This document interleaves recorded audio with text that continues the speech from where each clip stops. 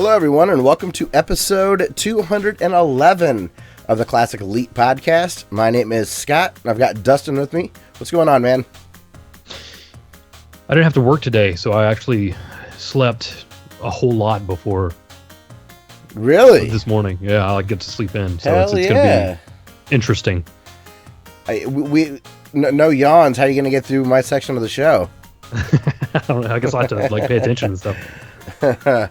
So it is a few days before Christmas time, so I know everybody, or the vast majority of our listeners will have that kind of on their mind. So, Dustin, how are things looking for you as far as the weekend?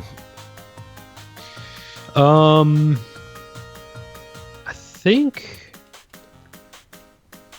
really the weekend's open until Sunday. I think we're not doing anything until Christmas Day, really. Nice. My mom, my dad, and I are gonna go see Star Wars on Saturday night, Christmas Eve. My sister and her fiance are gonna be off doing stuff with his family. My brother and his wife are gonna be in Cincinnati doing stuff with her family. And we used to do our family kind of together, and I'm the only one here in town, so we're gonna go see Star Wars instead of worrying about a bunch of stuff. I'm also going to be showing off my sous vide skills with the family. My parents bought, here in Ohio, it's relatively common to buy entire animals. So my parents got like a half or a quarter cow. So we've got straight from the farm that we know, filet mignon that I'm going to be sous videing. And then I went and got a plumber's blowtorch because my cast iron skillet wasn't getting hot enough to get the sear I wanted. So I'm out there with the propane blowtorch to sear my steaks when they're done with the sous vide. All right. It looks, it's ridiculous. I am loving that thing. So sounds like a scene from The Punisher. The only Punisher, I know you really like that 2002 movie or 3 movie. But I like when that actor was in that YouTube short movie, that 10-minute thing at the laundromat. Yeah, that was great. That was rad. So, Dustin, as I was editing last week, I got repeat on, so we got the theme music again. Sorry about that, everybody. But last week, as I was editing the intro, making sure that I removed the white noise and stuff, I realized I didn't let you get into your playlist conversation that you wanted to talk about. You're building a techno playlist. Oh, yeah. And then you were going to ask me if I do playlists, and I went off on some wild tangent, clearly not listening. So I apologize about that. So, Dustin, what kind of stuff from your library were you putting in last week's playlist, and then have you shifted with your tunes this week? Let's see. I put in some Prodigy. Oh, Smack My Old Bitch and Up or Firestarter? I went with Firestarter. Nice. New? Yeah. How new? They put out an album in 2009 and 2015. No kidding. I just recently picked up the 2009, and it's really good. I had no idea. I'm going to have to look to see if that's in my Google Music. I would love to hear some what Prodigy is like right now. Yeah, it's pretty good. All right, cool. I got some Chemical Brothers in there. I was going to guess Chemical Brothers. Crystal Method, did you get any of them in there? Crystal Method. Mm-hmm. What about Daft Punk? Did you go Daft Punk route? Nope, don't have any of them in there. Boy, yeah, I used to listen to a lot of... There was some really cool electronic music in late 90s, early 2000s. Any Massive Attack? Did you get any Massive Attack? They are a little too chill. Their old stuff is a little too funky. Okay. And their new stuff is a little too chill. Gotcha. And if you were a watcher of House, that was also the theme song at times. So a lot of people are like, what? But I love that song. See, I got some Boom Boom Satellites. All right. Some Cirrus. Propeller Heads? Nope. No Propeller Heads. Any Square Pusher, any FX Twin? FX Twin, I got that in there. Hell yeah. I got some mashups from the Spawn soundtrack from that movie that came out in like 1999. Really? Yeah, like Atari Teenage Riot and Slayer mashup. Okay. Yeah, I'd listen to that. I really liked the Matrix soundtrack. Did you ever get into that? It had like rock and techno. Yeah. Rob D. I forget the name of that song. I can point it out, but it also had like Deftones in it and some Meat Beat Manifesto. Yeah. Maybe even Butthole Surfers. I don't think so, but maybe. I don't know. Anyways, good stuff. And have you been listening to that same collection? Plus some other stuff that I've been listening to. What kind of stuff did you throw in? I picked up stuff from a band called, was it Mainframe that I let you listen to? No.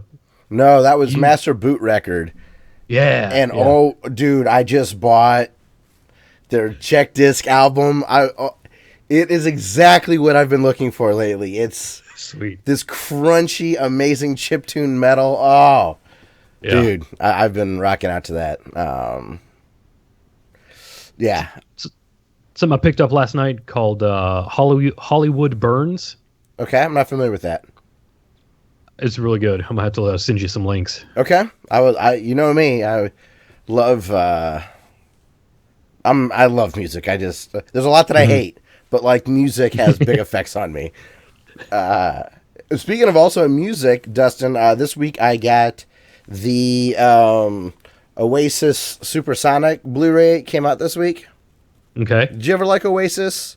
The corniest shit. They're all right. I love them. I had good times in 7th and 8th grade, right? When Wonderwall and Champagne Supernova took over the world alongside Hootie and the Blowfish and Bush. And it was fun. I mean, it's a jerk-off fest about how wonderful the Gallaghers are. And at the very end, it was like, executive producer, Noel Gallagher. I'm like, that makes sense why... The one thing that I wanted to know the most about in the documentary, they like really brushed over. They had a change of drummers prior to What's the Story, Morning Glory with like Wonderwall and Champagne Supernova. That was the album that like I loved and got me into them. And they had a drummer named Alan White, and I'd always known that. And it wasn't until later I found out that they had like an original drummer on the first 2 albums. So I was really interested to see how that story went. It's like barely brushed on.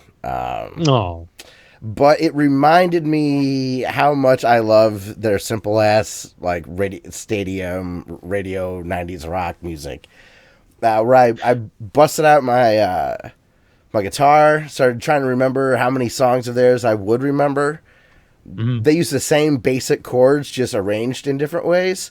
So it was hilarious. If I didn't have the tablature up in front of me, I would start with like "Don't Look Back in Anger" and end up in like "Cast No Shadow." So I was like accidentally doing my own mashup. It was pretty fun. But it's cool because like I really liked Oasis because I mean they were big when we were in middle school and maybe some early high school stuff.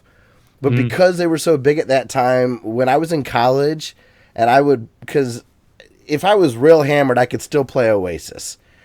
So there would be times where it would be like 2, 3 in the morning, people would be over, I'd have my guitar out, and we'd have like 15, 20 people like singing Wonderwall at the top of their lungs like late at night. It was super fun because everybody knew most of the words, or at least they would like mumble through the melodies. So it was fun to like sit back there and, I don't know, play some Oasis. Like it got me into like playing again. And now that I just got my amp and stuff fixed and my guitar fixed last year, like it was cool. I was rocking out, just like I was in 8th grade again. It was really fun. Who knows? Maybe I'll start playing guitar frequently again. Yeah, that'd be sweet. But I would recommend it if you're an Oasis fan. If you're not, you won't enjoy the DVD. You can start uploading your covers of video game music. I could. I would be embarrassed. I'm not good enough. I'm very sloppy now. I used to be pretty decent. I'm very sloppy now. Yeah. But, you know, who knows? Maybe I could get some Super Mario theme in there. Oh, speaking of music, I picked up a Korg app on my iPhone. I thought you meant you got a goddamn Korg, like. No. So what's the Korg app do? Just let you... no, I'm sorry. I was thinking of Moog specifically. So Just let you build music. Dude, that's rad. Yeah. Like here's I was screwing around and I made this beat.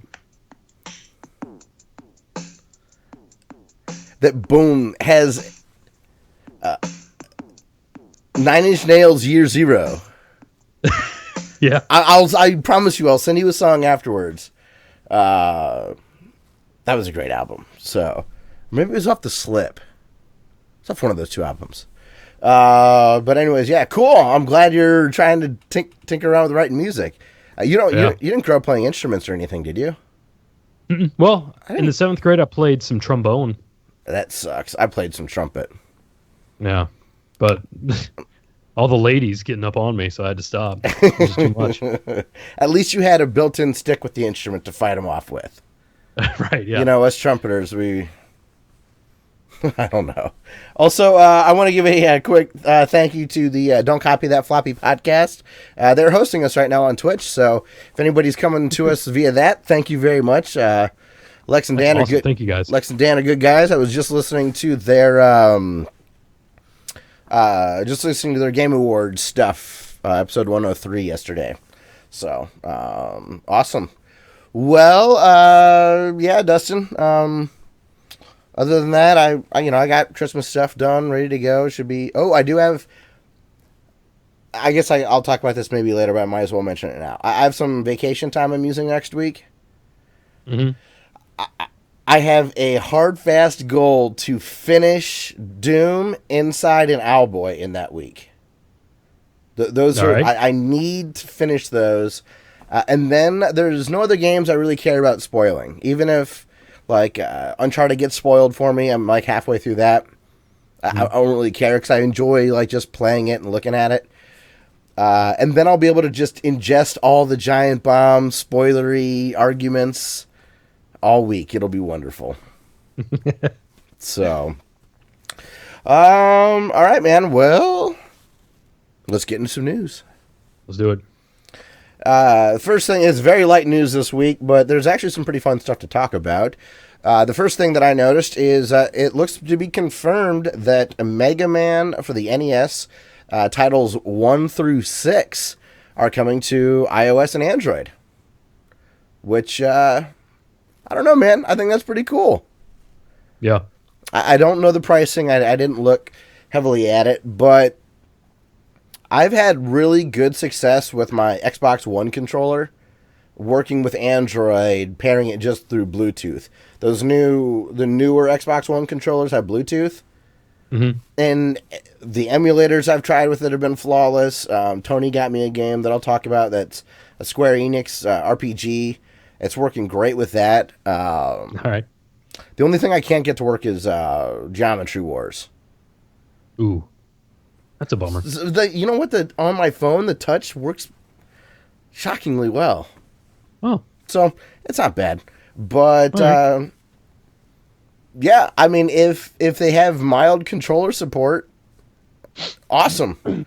More people that play old Mega Man, the better. And we all love old Capcom stuff. So, maybe Disney will tap them for some of the update stuff. Like, you had Castle of Illusion that you've been playing the last couple of weeks that you've liked. Mm-hmm. If this goes well, that'd be rad. Yeah. So, if this leads to more Mega Man stuff, that'd be great too. I think that's a pipe dream for it to lead to more Mega Man stuff. Yeah. Hopefully they don't take the Nintendo route and make Mega Man Run.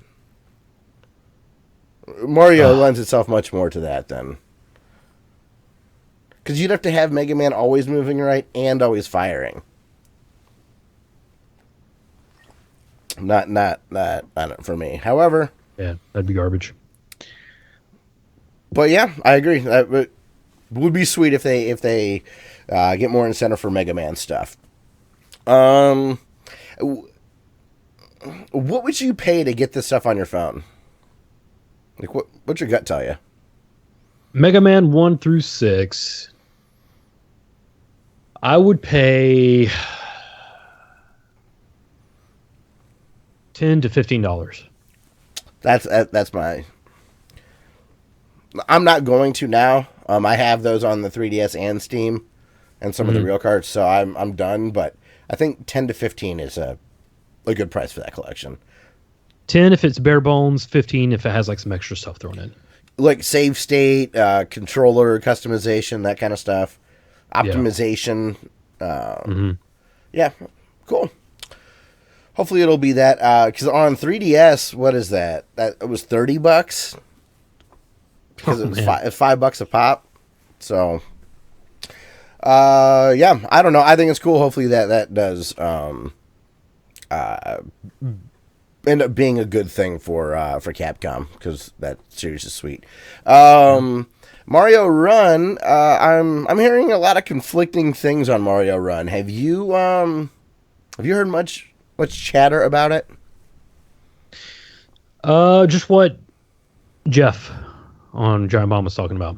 It's kind of underwhelmed at what it is, and he seemed to think that it was pretty short, right? I'm surprised that anyone had any expectations for a run game on mobile devices. I absolutely agree, and the fact that Nintendo has put some magic behind it and figured out things gave me some hope. You know, maybe they would come out with something a little different, but the thing that's been the most disappointing for me is, well, there's two. One is the communication as far as the pricing. A lot of people are trying the game for free and not realizing it's free to start, and then it's $10 to unlock the game. And we've talked about that. We knew that was how it was going to be, but it sounds like some regular consumers are thinking that it's $10 to unlock the other game, and then they don't really make it clear that there's no other microtransactions.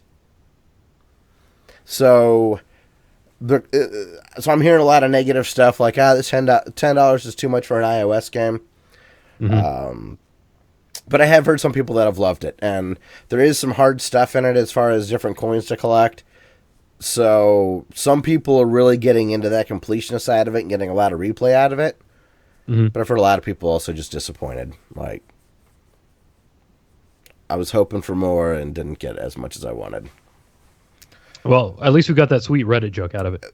Yes, there was an amazing little Reddit joke, and someone did a Photoshop rendition of the old Wishbone controller that came out with the NES 2, and it has no D-pad and a single button on the right instead of the A and B, and it's just a one-button controller, but looks like the dog bone, and it was just funny. So I'll definitely have that linked or available at ClassicLeap.com for you to have a way to see it.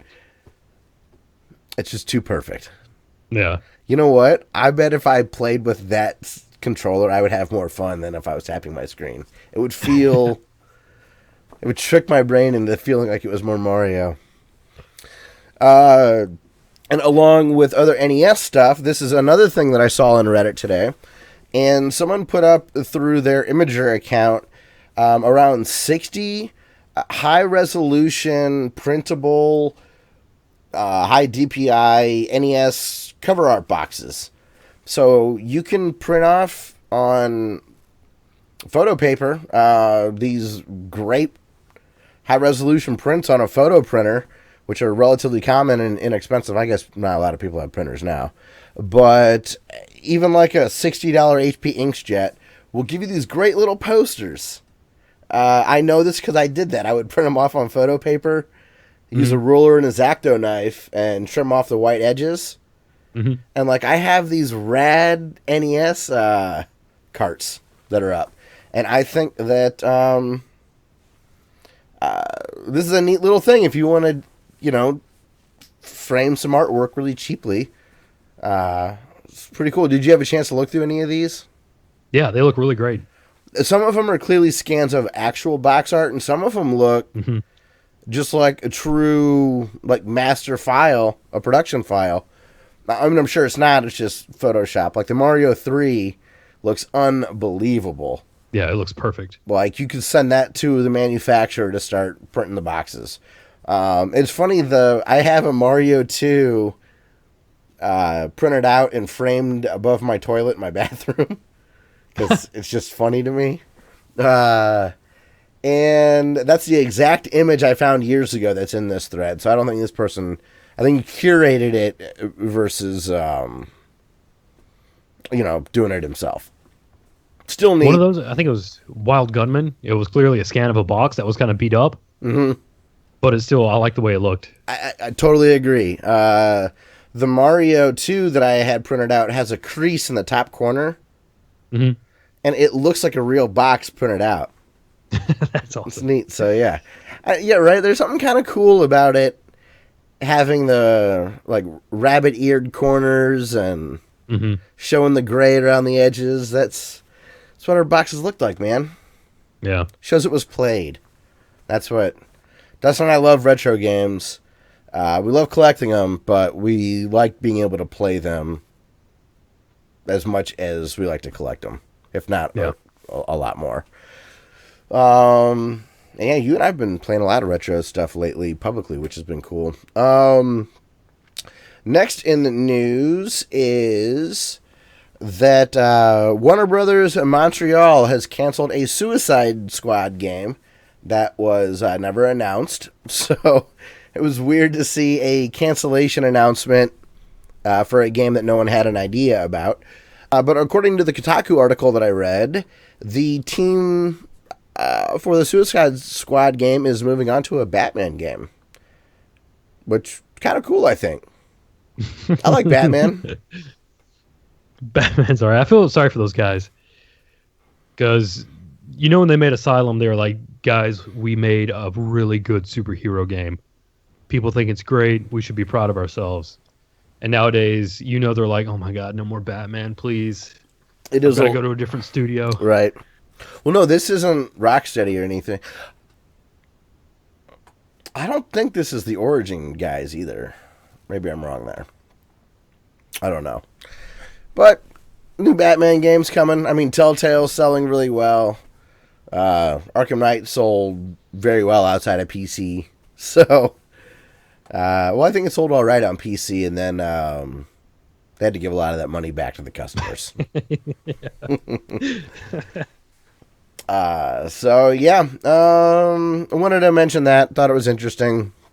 And then that's kind of it for the news. So, Dustin, we have a new channel of the week. Definitely a great minds thinking alike scenario. I inadvertently scared the shit out of you. Yeah.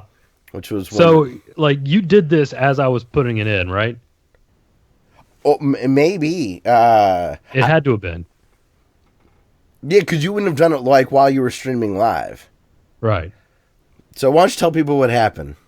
Okay, so I went to Google Docs to update it, and I typed in player start at the beginning. Power, Start at the beginning of your Chrono Trigger stream. That's where it all started.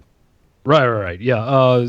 I was streaming Chrono Trigger, and a guy showed up called Player with Power, and he was chatting in the chat, and turns out he had a channel, so I went to check it out, and it was really good. And I was like, okay, I'm gonna put this. He's gonna be our channel of the week.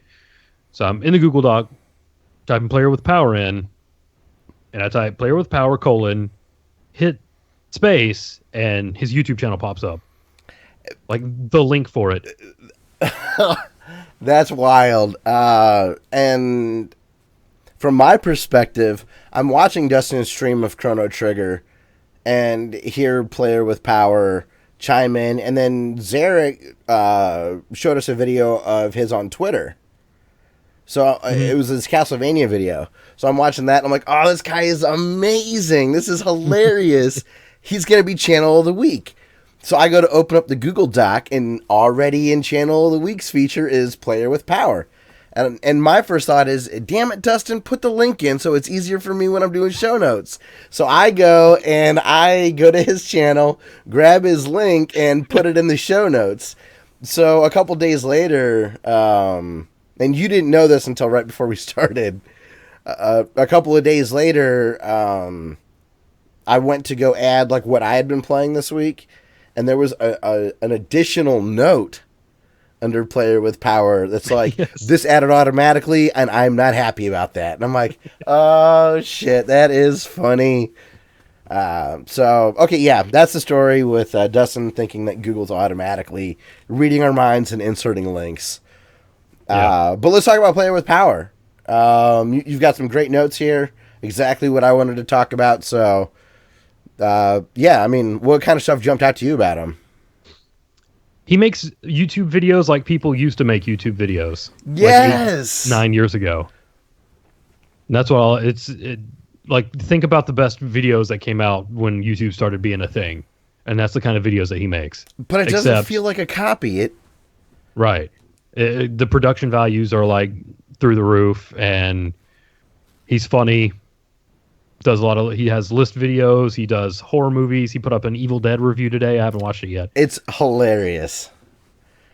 He does like spray paint art. I want to call it graffiti, but I think that would kind of like belittle it.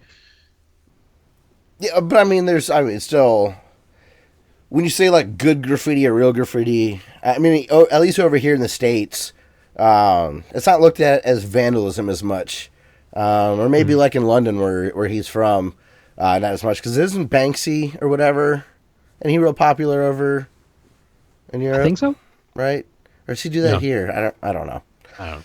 But yeah, I don't know. I don't think is graffiti as pejorative when you're in the context of being impressed by it. Okay. I love now his top 10s are great. They are personal top 10s, so it's great to see a new perspective. I think that's why it kind of feels fresh. He's not going by the masses. They're the favorite games he played and why. And then he has these late night reviews. This segment, he's got like 5 or 6 of them up, and they're 2 or 3 minute reviews of old video games, and they rhyme, and it's the cadence of his rhyming is like Dr. Seuss. His rhymes aren't like Dr. Seuss. He doesn't do the word structure that way, but the way he delivers those rhymes have that same flow. And they just crack me up. I don't know if it's the England accent that I've always been a big fan of, you know. But there's just something that feels so clever, and it just sounds like he's having a fun time doing that. So I love it. I was on one of his videos, and I saw, Zarek, that you were commenting. So, yeah, I would like to see that guy around more. I think his name is Bill, right? Yeah, Bill. So shout out to Bill. Although he does let his dog lick him in the face, and that makes me want to throw up. It makes me gross. I saw that too. Dog tongue on your lips. There was a really cute girl in high school I had a crush on. Mm-hmm. And I saw her let her dog do that, and it really affected me as far as my attraction to her. I could probably get over it now, but at 16, my standards were higher than that. So, yeah, awesome channel. We'll have it linked. Go check out his stuff. I've liked every video he's done, so. Sweet. That I've watched, anyways. Anything else that you wanted to add about a player with power? No. I hope to stream some more Chrono Trigger. Hopefully you'll join back in. That'd be great. Yeah. So, Dustin, you want to talk about some suck tales? Yeah. It was a typo while I was doing my Google Doc, and I typed Sucktails for a second. But I've been playing DuckTales. It was Freudian. Like it's actually pretty funny because DuckTales. Solly and I were playing DuckTales Remastered, and it was coming on, and it was showing one of the mini clips, and Solomon was like, Dad, can we play the game now? A few episodes ago, I said Sully and I are going to be old buddies, man. Yeah. He wasn't having any of it either. Great. Are you were you a DuckTales guy from a cartoon watching perspective growing up? Yeah, I like that cartoon. Good. So hopefully Sully will be into the reboot that's coming up. Mm-hmm. Did you see the voice cast video where they like all sang the theme song? I think I saw like the beginning of it on Facebook. Okay. I mean, Not with any audio or anything. it's neat. It's cute. It looks like they're really trying, and it looks like they kind of care about the property. So, yeah, I'm optimistic. I think it'll be fun to see, and hopefully kids really enjoy it. Reminds me, I don't know if we said it on air or not, but Zarek was commenting about Teenage Mutant Ninja Turtles, and his roommate's daughter, I think roommate's kid, really likes Teenage Mutant Ninja Turtles too. And actually, he ended up watching the first movie here recently, which Sweet. Which it was my fault that he did that, so I'm very happy for getting him in the mood to watch that Turtles movie. I love that movie. Good stuff. So, what's all? Oh, go ahead. Go ahead. I was just gonna say, what's all you think when the game played? He liked it. We played through the Himalayas and we played through the moon level. Oh, nice. Yeah. Since he was picking up Shovel Knight, this is a really good like game for him to be familiar with, like the style.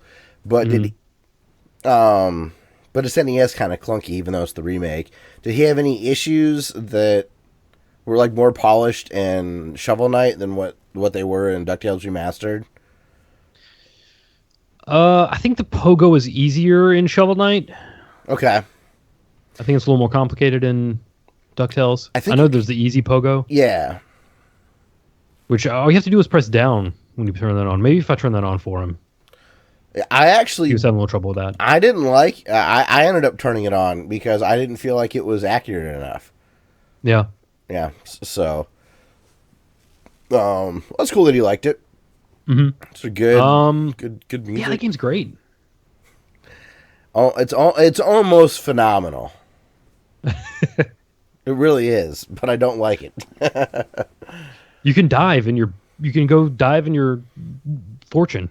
That's pretty cool. Like giving the player access to do that. Yeah. That's cute. I like that. That's a nice touch. Yeah, man. And sometimes the thing is sometimes you run into a cutscene in that game and run into an immediate cutscene.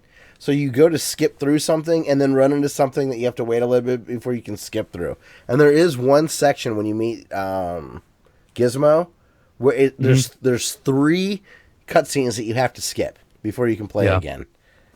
Like outside of a castle, then you meet Gizmo, then before the next level starts. It's like, oh my god. Yeah, clearly I'm a big fan of the first one, so it would be hard to, I guess, not have me be irked by new stuff. It's not better than the NES version.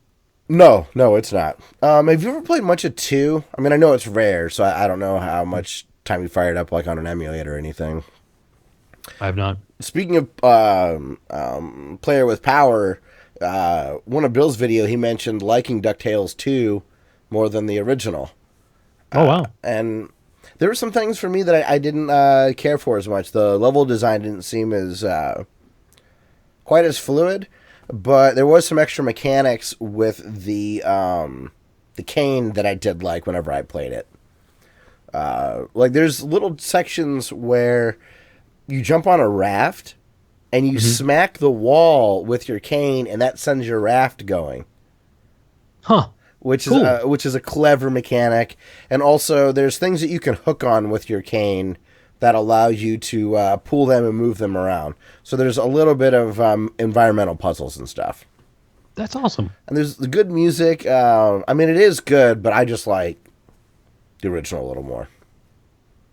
That's cool. I do wish I owned DuckTales too, though, because that's a high-priced game. It's not worth the price, but it's a good game that's high-priced. Mm-hmm. You know, there are some games that suck that are high-priced. Yeah, like Web of Fire on 32X. There you go. I've never even heard of it. This sounds like a knockoff Spider-Man. It's just Spider-Man. Oh, that's the Spider-Man title? Mm-hmm. Oh, okay. But it's not good, so don't buy it. I thought there was it wasn't Carnage, something on Carnage. Was that a 32X game? Cosmic Carnage? It was like a red cart, maybe. Maybe that was only Genesis. Oh, Maximum Carnage. Maximum Carnage. Yeah, it was a beat 'em up with Spider-Man and Carnage and Venom. Cool. All right, so yeah, what else you been playing, man? I played Chrono Trigger. I picked up a game that I haven't played in like a year and a half. Okay. So it took a minute to remember where I was, but I found my place pretty quick. I was impressed by that. Because you did some of that on stream. Yeah, I kind of... like I started off in the future, and then like I went to the end of time and talked to the guy there, and I was like, I think I need to go to the past, like 10,000 BC. Mm-hmm. And it turned out that's where I was supposed to go. And I fought Giga Gaia. But this is good. And that's where you needed that was Robo's world, right? Or was that a little later in your stream? You were definitely in Bobo's for a lot of time. Or Robo's. Yeah. I went through Robo's world to get to the time machine. That's right.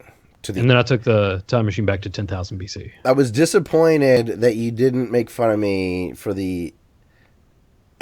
Epic is where I got Epcot wrong. I was thinking of that Chrono Trigger vessel. Like, that's where the word came up. But it didn't dawn on you that was where my mistake was from.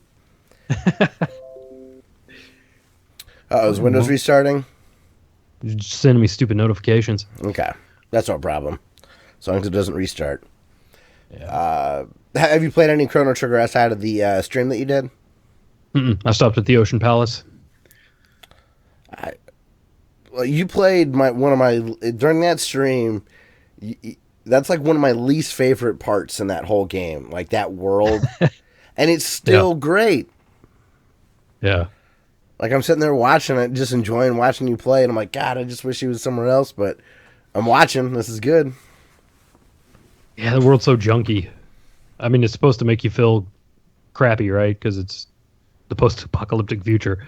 Yeah, it's after Judgment Day, basically. You know, it's really effective. You feel relieved when you're done with that section. Do you go and get?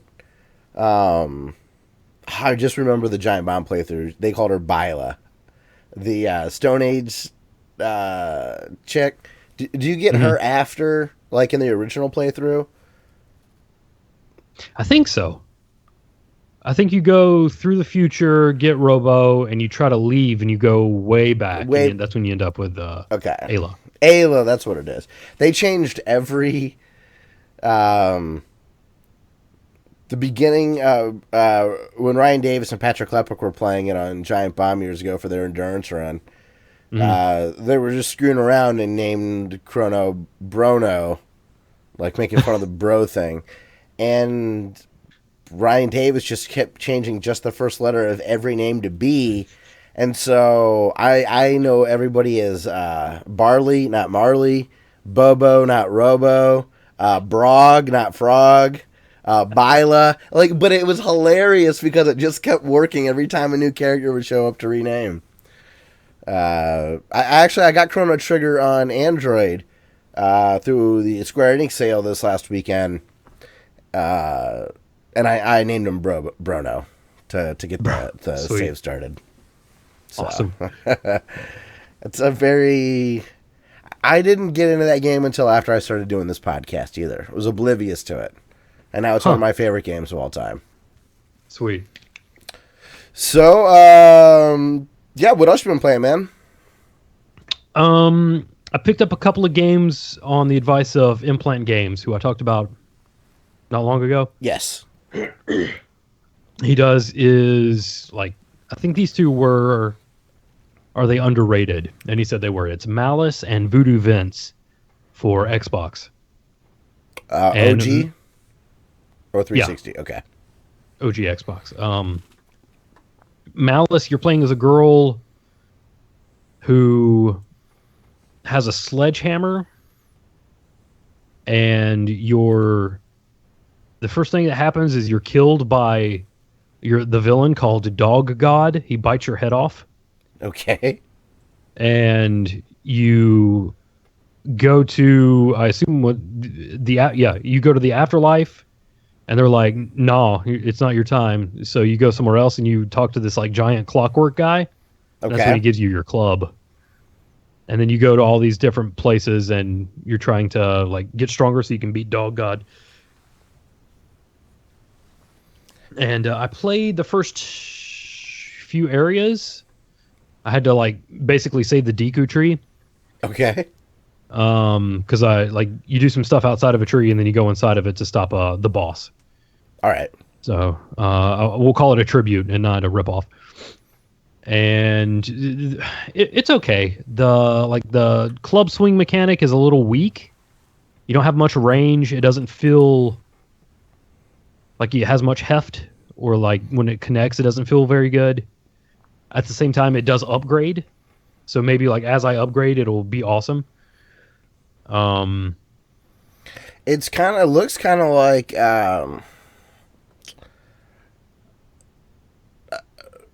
like Ratchet and Clank ish a little bit as far as how the camera's positioned and stuff. Yeah, it's kind of a 3D platformer kind of adventure game. Yeah, that the screenshot that I found of the Deku tree is pretty funny.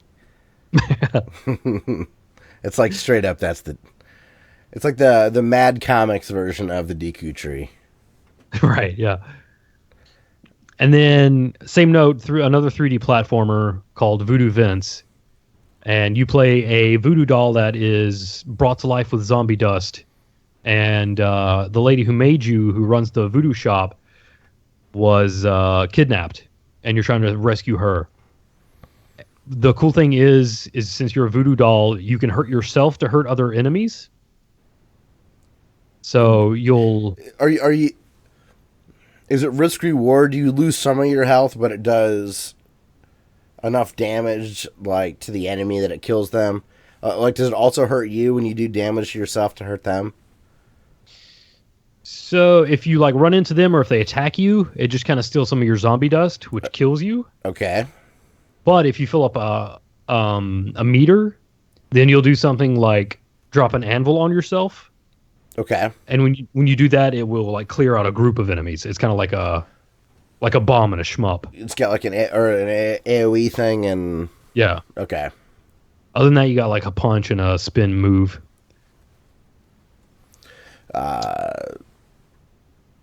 Spin move. I gotta look at some screenshots of Voodoo Vince. So Voodoo Vince is really cool. It's charming as all hell. The level design is cool. It takes place in New Orleans, so it has like really good music that you would think you would hear in New Orleans. And the voice acting is actually really good and cleverly written.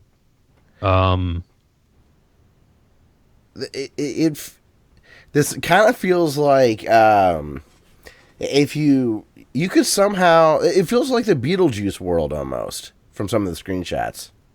Yeah. It is cute though looking. Like he's an ugly, like patched together, like sack boy, like potato sack kind of thing, and yeah, it looks adorable. Yeah, it's really cool. Your like the first interaction you have with the villain, he's taunting you. Okay. So you pull out a needle and you like stab yourself in the head with it to get rid of him. And I forget how it comes on, but at one point Voodoo Vince calls him a freaking idiot. And it's just the way that he says it. The voice acting is so good. It cracked me up. It cracked Solomon up when he heard it. Really? Awesome. Yeah. Oh, that's cool. Yeah, man. I couldn't years ago. I couldn't put myself in a mentality where I would covet some of these GameCube games, PS2 games, Xbox games, or whatnot. And now that they're far enough away, you see stuff that holds up well, and it's like, man, I kind of wish I had the real stuff to still play this. Do you have the because doesn't the Xbox have component as well, or do you have just the composite? I have just the composite right now. Okay. but they do have component available. It's awesome. Does this allow you to change the aspect ratio, or is it always 4:3? Some of those games in that era you could, but most you couldn't. I think you're right. I think there was a few that were compatible, and you would probably select that in the options screen. Like Wind Waker's a good example. If you select progressive, it gives you a full 16:9 unstretched resolution. Oh, sweet. Yeah. You just need the $400 for the GameCube component cables. Or just stick it in your Wii. That's where I played it. Oh, yeah.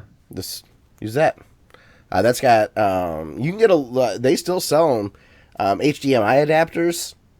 But I have the Wii component cables, and those are cheap. There were a million Wiis, so they made a lot of those. Zarek, Dustin, do you mind if we jump in back to a news segment real quick before we... Yeah. No, actually, no. Let's talk about Lego The Hobbit, then we'll interject between our segments here. I picked up Lego The Hobbit on clearance from Target. What platform? The other day. Wii U. Is that a Wii U exclusive? I just assumed it was... I don't know. That's a good question. Multiple places. Have you gotten to play much of it, or did you just pick it up? We played some of the first area. I feel like that game... Okay, so there may have been like a tutorial option that I missed. Okay. Otherwise, that game is made for people who have already played Lego games before. Because it was actually a lot of me learning what the crap to do. And it was surprisingly difficult. Or complicated, rather. I've played some of this, maybe in like a demo form. Do you start around like a campfire, kind of on the edge of a cliff a little bit? Mm-mm. No? Okay. No, it's just you're in the Misty Mountains. You know what? I didn't play The Hobbit. I played the Lego Lord of the Rings. Oh, okay. Not The Hobbit.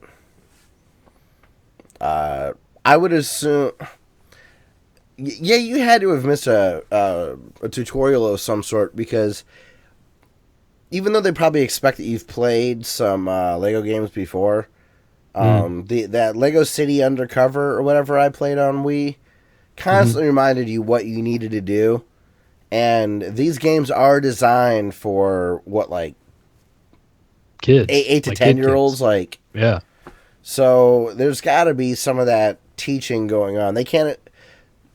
When they started making these Lego games, those people are now late teens, early 20s.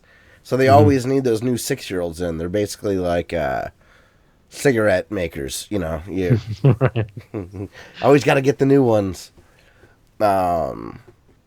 Yeah, so I'm thinking that you had to have inadvertently missed something. I think so. But yeah, I'll go ahead and spoil it. You break everything. Break everything, and that's what makes you progress. Actually, no. That is the tutorial. I mean, that's how you play Lego Dimensions. Or Lego whatever. Just break stuff. And then it break everything. And then it comes together. And that's it. And it's cute. How's the voice acting so far? So far, so good. I can't tell if it's the cast yet. Like if they just stole it from the movie. Okay. But I think in the Lego Undercover they had really real actors. Yeah. I don't remember though. I like that game though. So I hopefully you might not finish it, but hopefully Sully gets into it.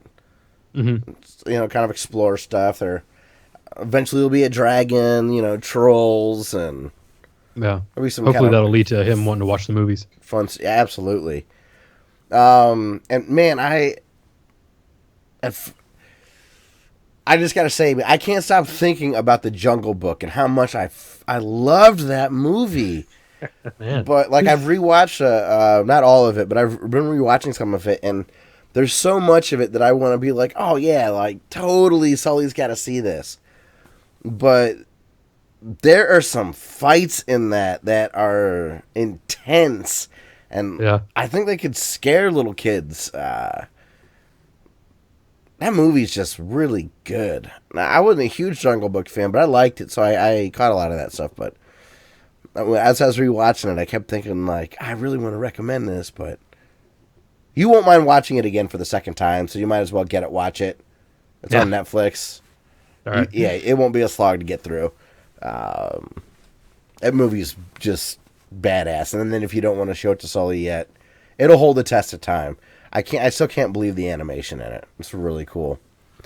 There are scenes in Big Hero 6 that I fast forward through because Sully doesn't like them. Yeah, okay. I haven't seen that, but I've heard that can get a little intense. Yeah. Like Shakra Khan or whatever his name is, and the bad tiger and Jungle Book.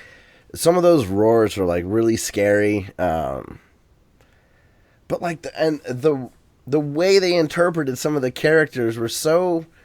Everyone was there, but in really cool ways. This is a great movie. I love it. So, all right. Well, before we get into, Zarek had something in the news that I had omitted. Since he brought it up, we'll go ahead and talk about it. Dustin, have you seen the newest Angry Video Game Nerd episode? First I've heard of it. So he put out a new one. And it's just wildly different than anything he's ever done. Zarek and I, neither of us really cared for it very much. But his guest star was that Keith Abacary guy. The old dude. Okay. His humor does not do it for me. I find him quite irritating. Okay. But this Angry Video Game Nerd episode is a love letter to slapstick old style stuff. I'm thinking Three Stooges kind of gags, like just obvious slapstick old stuff, which doesn't really fit into the lowbrow humor that the nerd's known for.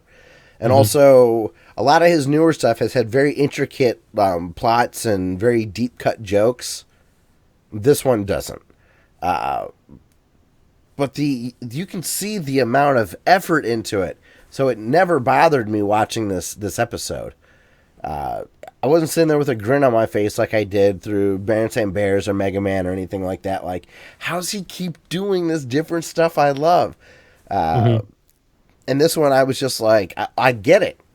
I don't like slapstick comedy, but you're doing it right. This is how you do it. And it was centered around mostly bizarre Sega peripherals.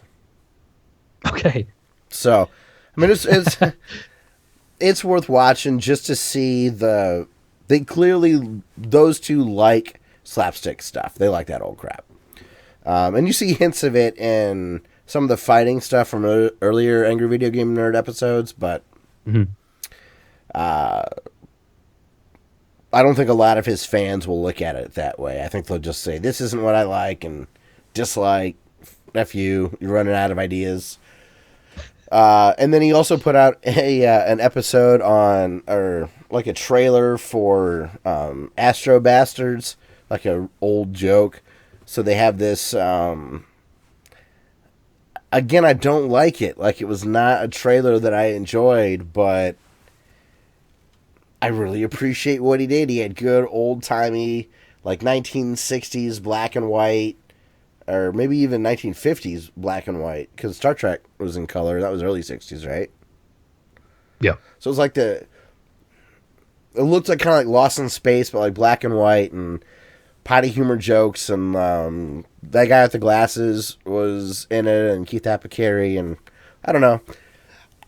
Again, even though I don't like it, I really appreciate, like, he clearly likes that stuff and wanted to make that style of video.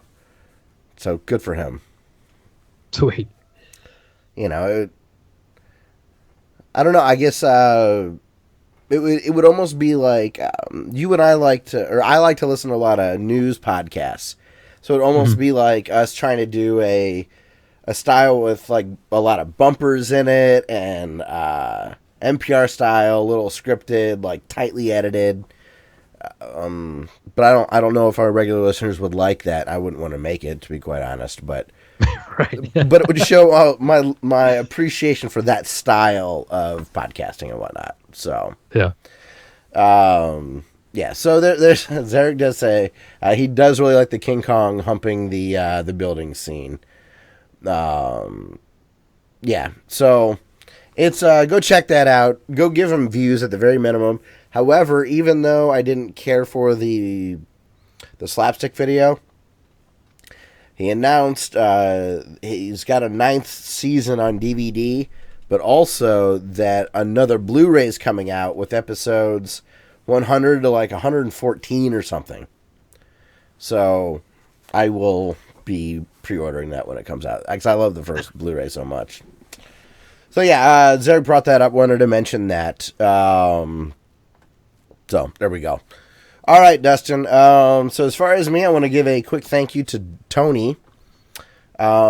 He gifted me some Google Play stuff while Square Enix had a sale. So I was able to get Adventures of Mana, which is a Square Enix game. It's a remake of something in the Secret of Mana series, I think. Mm-hmm. And it has controller support and works with my tablet, so awesome. I'm going to be playing that. It feels like Secret of Mana, Zelda from a combat perspective. Mm-hmm. So I'm excited to play that. Did Tony stream some of that? Yes, he did. Okay. I thought I saw some of that on the channel. Yeah, last night. He said he's been liking it. So he also is going to be doing some Final Fantasy 15 streams. It'll be late game, so spoiler alert. But I told him, I'm like, yeah, dude, freaking play that. If you've been playing it and you want to show it off, like I want to get from a selfish perspective, I just want to see some of that. Then also, if you check out our YouTube channel, I did a stream of Teenage Mutant Ninja Turtles, the arcade game, for the NES, and I love that game. I wanted to test out some new settings that Zarek recommended. So and it looked great. I thank you for stopping by and confirming that it did. Tony did as well, but you were later in the stream, and yeah, AVS, man, it's a wonderful system for what we like to do. Yeah, man, the future's now, because I was watching you and Zarek play live at the same time. That's awesome. That's really cool. You were playing Turtles and he was playing Dark Souls. And both enough doing well-timed hacks to beat enemies. His was just a little tougher. Yeah. I don't know, man. The Krang was crazy. Dude, he's vicious. He takes so many hits. But I got as close to beating Shredder as I can remember. So maybe someday I'll get back to that one. I think if you played that a couple of times in a row, you'd beat it. I think so. I think I'm getting to because I haven't played to that far in the game in a little while. So that was with me being rusty. Love the AVS. And then also, I've been playing a lot of Hearthstone lately. I've been enjoying the new expansion, so I just wanted to mention that. They kind of group the 9 classes into so there's like a mage, a druid, and a shaman. And those 3 can share cards. That sounds like a great joke. Walk into a bar. So they so normally what it is there was common cards that any class could use, and then there were class specific cards. And now there's cards that only 3 characters can use instead of it being segmented to just 1. Okay. So you can do some pretty neat stuff by combining things only for a class and things that can only be used.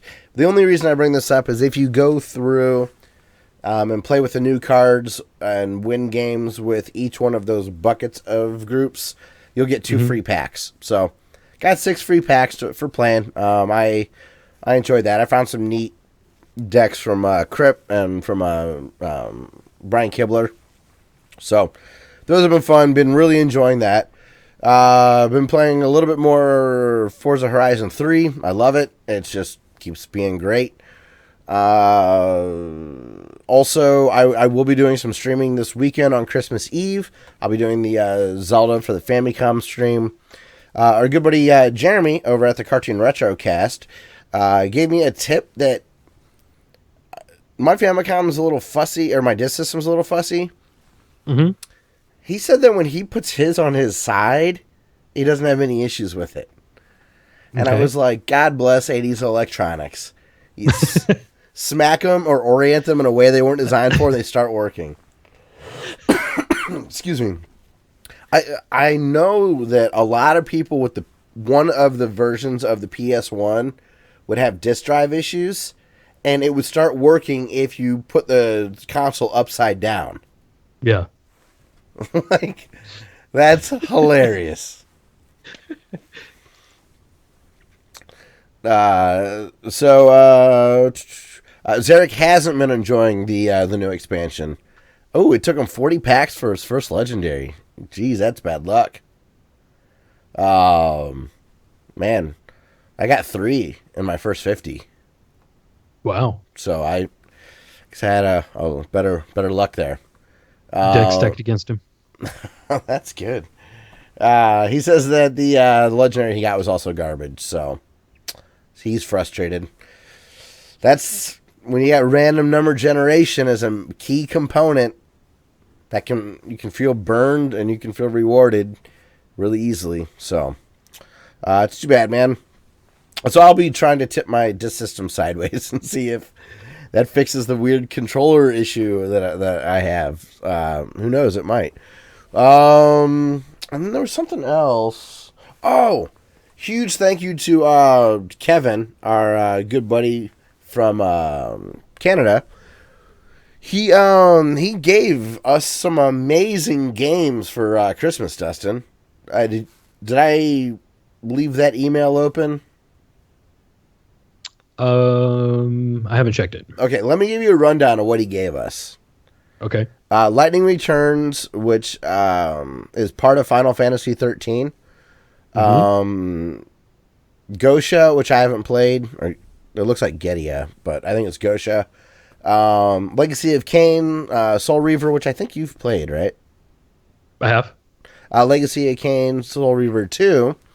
Okay. The big one that I'm super excited about, and I think you will be too, the Hitman intro pack.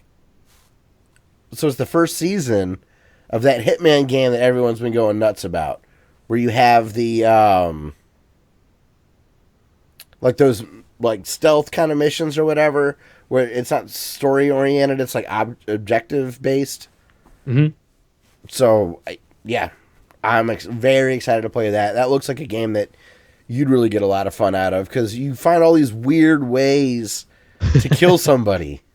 That's awesome. You know, and they give you those weird objectives that are like so Metal Gear. It's like you successfully complete the mission, but kill 3 of the bad guys with propane bombs. You know, like, right. or it'll be like kill someone with a screwdriver. Like, it's just weird. So I think you'll really enjoy that. And he gave us Steam codes for that.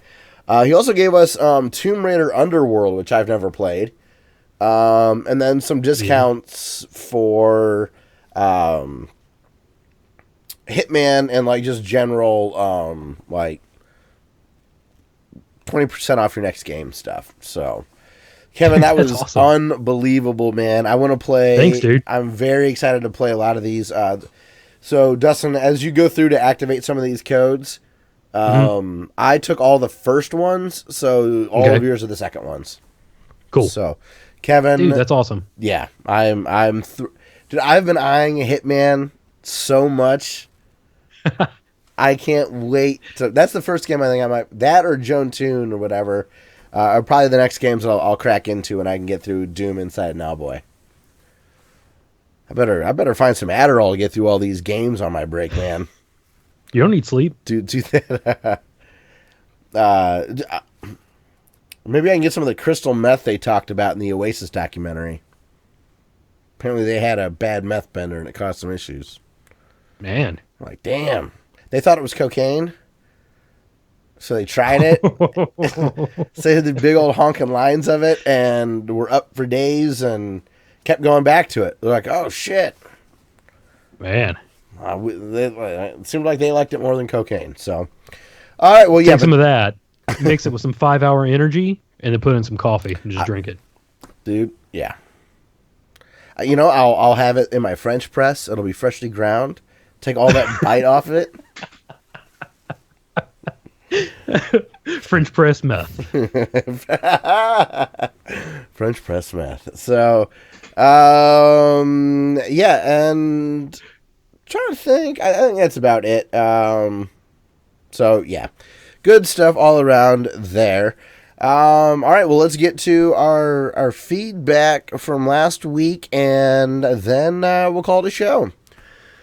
So, let me get to Dumez's comments. Actually, do you want to read Tony's while I'm gathering Dumez up? Sure. Zurich asked Game of the Year podcast this year. We're going to do that in January, right? Yeah, one of the first or second week of January. Yeah. Okay. And it'll you're still finishing stuff up anyway. Yeah, and it'll mostly be like a 15-20 minute discussion, then news, and then what we've been playing. It won't be. We just like to list our favorite games of the year. We might do some categories, maybe not. But like Rondo of Blood's on my top 10 this year because I had so much fun playing that. I ended up playing a lot of. There's just a lot of older games that are going to make it on my list because those are what I had the most fun playing with this year. So, yeah. So we'll do that in a couple of weeks because we're not a news outlet, and I don't know. It's just more to reflect on the fun we had. I do like podcasts, 3 hours each. With that meth, man, I will. I'll be right there. So yeah, okay. So Tony wrote in another great comment. He says, "Line of the week: If things are level with your toilet, then you were fine." Close runner-up. That was one of the best days of my life. I took like $1,600 out of my account, went to Best Buy, and just bought GameCube stuff. I love these out of context lines he's pulling. It's hilarious. He says, "Scott, if you bought caulk that smells like Dookie, that is your own problem." I agree. Wow, Scott, the Atari clock sounds awesome. Great work. Please no Rogue One spoilers on next week's show. I'm not seeing it till this coming Friday with the kids. I don't know when I'll see it, so I won't be able to spoil anything anyway. Yeah, and I'm sensitive to not doing that for the most part. I give up on the Star Wars. I didn't want anything with Force Awakens, and I didn't have anything there spoiled, so now I'm okay with it for some reason. Star Wars is so diluted at this point. It's okay. I'll like the eye candy. I'm not really interested in Rogue One to begin with. I mean, I'm not not interested. I'm just not as excited as I was for Episode 7. The only reason I'm seeing it in the theater is because it's become a tradition for our family to go out to. Like we've seen all the Hobbits on Christmas. Oh, okay. So it's something we've been doing the last several years. And there will always, basically until one of my parents, or actually probably both of my parents will be dead before Christmas doesn't have Star Wars in the theater. That's 30 years down the road. Yeah. They are going to milk that for everything. So, okay. Yeah. Back to Tony. I disagree with the guy you referenced about the Final Fantasy 15 Kingsglaive movie. Square was not keeping story out of the game. The problem was that they patched in random cinematics from the movie into the game. The movie is actually awesome, and watching it first adds to the game, but the game isn't necessarily losing story if you had not watched it. I didn't even know this thing existed. Until I heard about the controversy. I didn't know. Yeah, before last week, I didn't know it existed.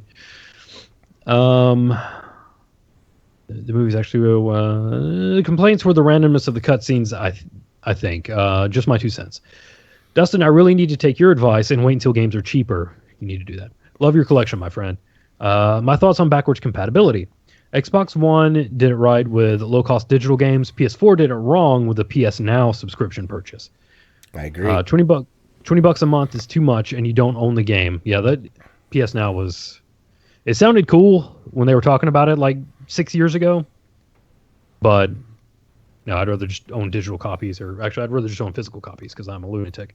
Or if you're paying that, I mean, if you're going to, I don't want to be committed to a monthly payment to keep my game. I mean, I know I am with PSN or whatever, but I won't feel a sense of dread turning that off. Mm-hmm. But the Now system, I don't know. Like, it feels really expensive. I don't know. $20 a month, $240 a year to stream backwards, like not even current games. Yeah.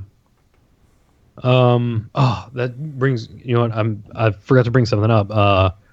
My PS Plus finally lapsed since I canceled it, and Castle of Illusion was one of those games. Yeah. Also, it's no longer on the store. So it's like you lost PT. Yeah, basically, yeah. If you don't delete that file, which you may have, I haven't yet, and you resubscribe, it'll turn back on for you. Yeah. I just thought that was a bummer because I was just going to buy it and just have it on the hard drive, but can't do it. Doesn't make sense. That's not still for sale. It must have been some sort of license went through or is no longer a thing. I don't know. But yeah, that was kind of a bummer. I need to go through all my stuff and delete all the PS Plus stuff that I don't want on my hard drive anymore. Yeah. Because you'll get it back if you ever would flip it on. So it's not that big. Go right back and download it. Yep. Yeah. $20 a month is too much and you don't own the game. I actually buy Xbox 360 games frequently on Xbox One. I really don't think I'm going to give Nintendo Switch the time of day. We will see. Outside of the 3DS, I'm really struggling with Nintendo these days. I used to watch Alfred Hitchcock and Twilight Zone on Nick at night in college. Good stuff. Guns N' Roses was Use Your Illusion 1 and 2, I believe. What did we say, lose? Lose, I think, yeah. Or we were trying to decide if it was lose or use. He's probably right. License to Ill. Another recommendation for Channel of the Week is Final Fantasy Union. They are a husband and wife podcast and YouTube channel that focus all on Final Fantasy. I've listened several weeks now. Good stuff. Another great episode. Hey, thanks, man. Yeah. Cool.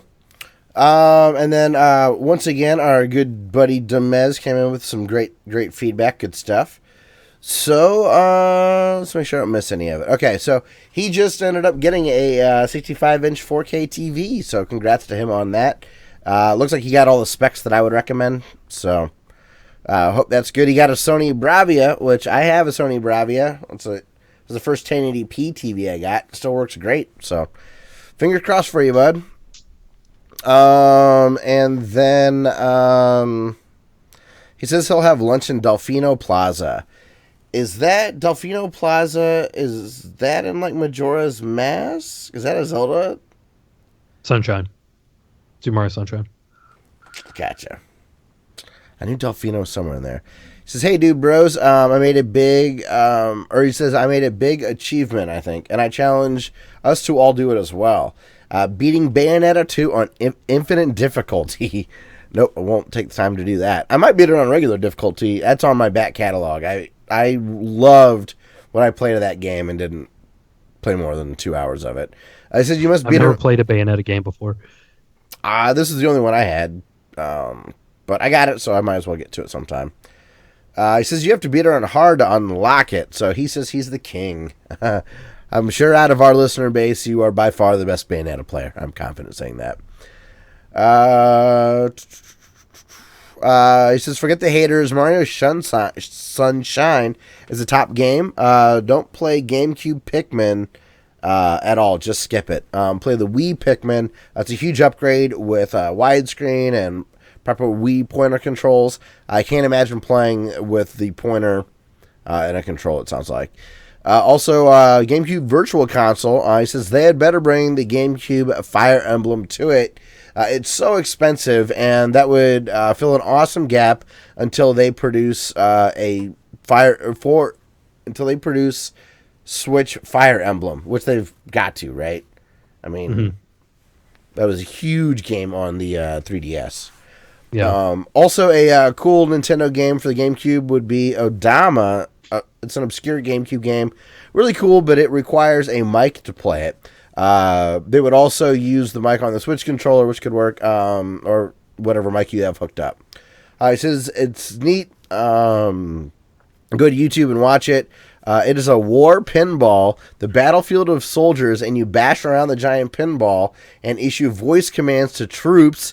It's weird, but really unique. It comes with the mic that you need to attach to the game controller. That sounds kind of fun just to goof around with. Yeah. Like calling out commands playing pinball. I'd be down with that. He says Super Thunderblade is a big pile of doo-doo. It was a launch game, not that good. Where are all the bits? Did you talk about Super Thunderblade last week? Mm-hmm. Okay. Sorry. He says another amazing channel recommendation. Glagus Gaming Quarterly. It's a particular, and in particular, their launch series of videos that he put out are awesome. He features a console, then goes over every game that was out at launch. Sounds pretty interesting. I think you and I would like that. Yeah. He agrees NES Pinbot is fantastic. Also, the Winball collection for the Wii, Xbox, and PS3 is great too. Donald Duck Quackshot and Donald Duck Going Quackers, pal, are awesome Dreamcast games. Or Donald Duck Quack Attack is an awesome Dreamcast game. Sounds like Going Quackers is the PAL name. It's basically Crash Bandicoot. That sounds cool. You ever heard of that? I knew it existed, but I didn't know it was good. That's cool. I like Donald Duck. He says about 1942 and 1943. Imagine this. These are Japanese games. They're about an Allied jet fighter flying over their waters, destroying the shit out of Japanese military. Can you imagine an American company making a similar, a game similar where Japan of Nazis come and destroy the shit out of Allied troops? It's weird. I never thought of that. Me either. That just shows how, like, even though Nintendo is Japanese, as a kid, I didn't think about it as a Japanese company. That was my toy company. I didn't care where it was made. I probably assumed it was made in the U.S. That was irrelevant to me. Yeah. So why wouldn't you tailor it around the American stuff? How we have no perspective when we're kids. And then Dumbass says Famicom Contra actually has an extra microchip in there that handles those effects, like the blowing trees and the stuff like that. In the USA license with the Nintendo, however, it was different. The only chips that you could use were the ones for the USA NES cartridge, and you had to buy those chips from Nintendo, so Konami could not add their custom chip to the USA version. Same thing goes for Castlevania 3.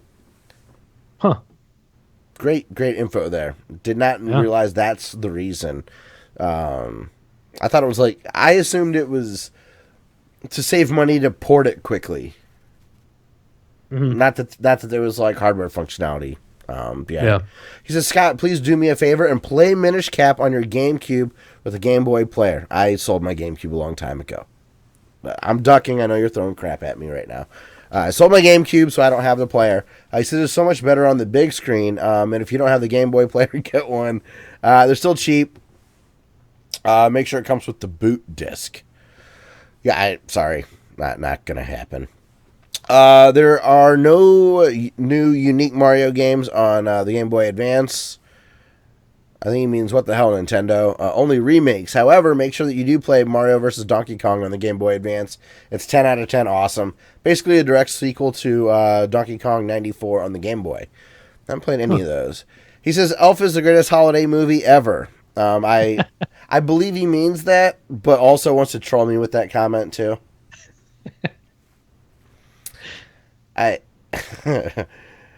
Elf sucks. Dude, Cobra Triangle, do it with Rapid Fire for the NES Advantage. It's so much better. That's great. I forgot to mention, I've got a goal for 2017. Okay. I would like to stream most of my NES collection. So just do a stream or two a week, Hell yeah. Not put pressure on myself to do it, but try to go through, and I don't have to beat them all. So far, I've only played the NES games I'm good at, but Cobra Triangle would be fun, Yeah. How many games do you have? NES carts, 75 to 100. Okay. A lot If you did of like 2 a week, you'd get through that. Yeah, I could definitely do it. And if it doesn't get done in 2017, like whatever. But it's just I'd like to do that, and it's a good reason. I love those games so much. Gives me an excuse to bust out the AVS and all that. So yeah, and Dumez Go with Triangle is a game that I own, so I will definitely play that. He says, I was thinking about what Dustin has done, and it's kind of being a cheater. I can't find any friends to come over to my house to play retro games. It's hard being all grown up and stuff. And Dustin has cheated and just created his own from scratch. It wasn't easy. That's getting him to this point's not, but actually the creation of him is pretty easy. Yeah, that's true. I've never thought of it. Thought about it like that, but that's really hilarious. Like, I'm bored. I need a gaming buddy. Make him. Guess I'll just make one. That's rad. Start calling you Geppetto, right? So, all right, Dumbass, thank you. Great comments as always, man. Zarek, thank you for joining us on the chat, dude. Really appreciate it. Tony, thank you for writing in. Check out Tony's stuff. He's been streaming on the channel lately, and he'll be doing some more of it. So it's great to have Tony back around when he can. That'll change here and there, but when he's around and he has the time, I love that he's putting effort into taking the time to hang out with us and interact with the audience that he helped build. He says, Zarek says, if the AVS allowed online co-op, I would have one right now. If the AVS had a server system with online co-op, I'd have paid twice for it. Like, if you and I could play Super Spike V-Ball, we would stream every day until we beat the Russians. They were bastards. And the U.S. Navy, shockingly good in that game, if I recall correctly. It's probably a tribute to... Oh, no, they were in the Air Force. Never mind. Yeah, I was going to make a Top Gun reference. Yeah. Oh, well. They were on an aircraft carrier. That's the Navy, right? I don't know. It's like yes and yes. The Air Force and Navy have... Like, they're Navy pilots. You know what I mean? Yeah. It's a weird... I don't understand it. There's been some... there's some neat military stuff I saw. Did you see my Notre Dame Fighting Irish? One of the guards, Matt Farrell from New Jersey, his brother was over in Afghanistan or Iraq or something like that, and wasn't supposed to be home until February, and he ended up getting to come home early, and his grandma arranged it to surprise his brother Matt and the whole family. Like, only the grandma knew about this happening, and she worked with and she worked with the university, and the university's like, "Oh, that's rad. We'll surprise them after the game." And they did one of those like typical videos of that they show of troops that are overseas enjoying the Super Bowl or whatever. So they did that with his older brother, and he pretended like he was still like overseas and missing him for the holidays and whatnot, and surprised him, gave him a big hug, and like his teammates being all happy, and it was really touching. Thought it was great. Also, did you ever see Steven Crowder get waterboarded yesterday? No, I missed that. He did this telethon, which I think was totally staged. But he had a lot of fun guests on, like Gavin McInnes and Ben Shapiro and Dave Rubin. All right. So they were raising money to for their business. And every threshold, something goofy would happen. Like, his producer, Jared, got tased and had to eat crickets. And I forget, Steven had to do something embarrassing as well. And then also got waterboarded. And he had like someone that's been trained in waterboarding and how to do it. And they explained like what's happening in the sensations. And he did it like quite a few times, and his first go it like freaked him out, so he made it like 4 or 5 seconds. And by the time he did it, like 10 minutes later, after several other attempts, he made it over 20 seconds being waterboarded. Man, that's awesome. That's impressive in a scary scenario like that, to have that sensation. Like, holding your breath underwater for 30 seconds is impressive. Yeah. So fighting the urge to resist the drowning feeling, it was wild to see. It looks like it would suck. So, interesting, I guess, military stuff that I've seen lately. But that was good old Notre Dame for doing that. Mm-hmm. That was just wonderful to see. How crazy would it have been if his brother came home and then waterboarded him? Matt Farrell's tough as shit. I bet he could beat Steven Crowder. But I like that Steven Crowder's now. Granted, if you're in a studio and you know that there's a safety precaution, you can deal with it. Like, I could see if I'm in Guantanamo Bay, I would believe that they were going to kill me if I didn't do anything. It would scare me, you know. Like, if I was captured, I would be terrified. It would work substantially better. But they explained why it scares you so much and gives you the sensation, but it's actually very unlikely to hurt the person from it. Like, even after the 20 seconds of him having all that happen, they had a paramedic there listening in his lungs, and there was no water in it. There was no fluid. But you feel like it's all rushing in. Like, what a weird thing. So, very interesting. That's going to wrap up the show. I want to give some shout-outs to some friends. The Cartoon Retro Cast, definitely check them out. They've been going strong. Shout-out to the Retro League. We haven't said what's up to them in a while, so definitely go check out the Retro League. They're awesome. Don't copy that. Oh, go ahead. They used one of my posts. I posted something on Facebook. Yeah? And they took it and posted it on theirs. So I was like, yeah. It must be awesome if Retro League is doing it. That's kind of how I look at it. Also, thanks to Don't Copy That Floppy for hosting us on Twitch this week. They're also a great podcast. So thanks everybody there. Zarek Damez, always a pleasure to have you guys around. Really appreciate you guys interacting with us so much. It adds a lot to the show. Yep. And then our old-time listeners also, thank you very much. You know, we got James Midnight still hooking us up on Google+, and I believe in my heart of hearts, Tecmo Balls still listens. So, shout out to everybody. Thank you very much. And, this week, also need to thank Ben Landis very much for letting us use his song Through the Forest as our intro music. You can get us on all your podcast apps. If you're in Stitcher, iTunes, Google Play, please leave us a review. That'd be great. Just search for Classic L337. If you'd like to write us an email instead of leaving us a comment on our YouTube channel, our email address is classicelite@gmail.com. Again, that's Classic L337. You can use that same thing for Twitch and for Facebook and Twitter. And also YouTube. Make sure to subscribe to our YouTube channel. If you'd like to watch us record live, we do that on Twitch. Our Twitch name's a little different. It's classic_elite over at Twitch. So twitch.tv/classic_elite.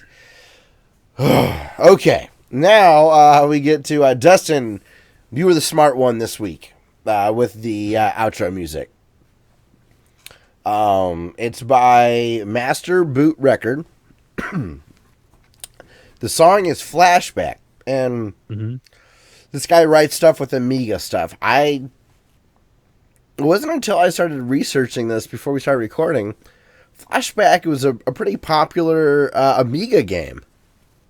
Yeah. Did you know that? Yeah. So this is a cover of that theme song. Yeah, Sega CD, ported to Sega Genesis, Super Nintendo. Okay, gotcha. I just think I just thought it was a rad song. It reminded me of like Carpenter Brute. And it's just great. And he also has another album out called Check Disc, basically C:/check disc/F, which actually means a lot to me at the moment because my media drive is my F drive, and I have had to do a scan disk on it recently, and that's the like the command prompt to check your disk, which was cool. Sad that I knew that because I was having computer issues, but this song is awesome. Dustin, good eye for finding this. It's really rad. And definitely go to his Bandcamp page and buy some stuff. It's like this good metal, just it's like Mastodon kind of a little bit, and yeah, I love it. So everybody, thank you very much for listening. Hopefully you'll enjoy this outro music, and we'll see you next week for episode 212. Boosh.